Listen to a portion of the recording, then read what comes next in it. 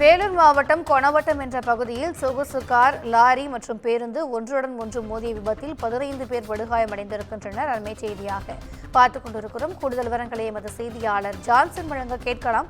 வணக்கம் ஜான்சன், இந்த விபத்துக்கான காரணம் என்னவாக இருக்கிறது? கூடுதல் விவரங்கள். வணக்கம் திவ்யா. வேலூர் அடுத்த கொணவட்டம் பகுதியில் தேசிய நெடுஞ்சாலையில் குறுக்கே வந்த பூனையின் மீது மோதாமல் இருக்க வேகமாக வந்த BMW கார் சடன் பிரேக் அடித்துள்ளது. பின்னால் வந்த கண்டெய்னர் லாரி காரின் மீது மோதியது. லாரியின் பின்னால் வந்த பேர்ணாம்பட்டு வரை செல்லும் அரசு பேருந்து லாரியின் மீது மோதி விபத்துக்குள்ளானது.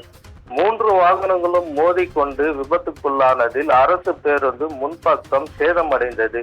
இந்த விபத்தில் அரசு பேருந்து ஓட்டுநர், நடத்துனர், பயணிகள் மற்றும் காரில் வந்தவர்கள் என 15க்கும் மேற்பட்டோர் காயமடைந்தனர்.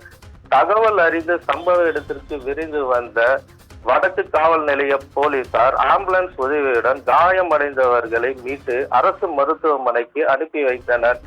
சென்னை தேசிய நெடுஞ்சாலையில் 1 மணி நேரத்திற்கு மேலாக, அதாவது இந்த விபத்து ஆனதால் 1 மணி நேரத்திற்கும் மேலாக போக்குவரத்து பாதிக்கப்பட்டுள்ளது.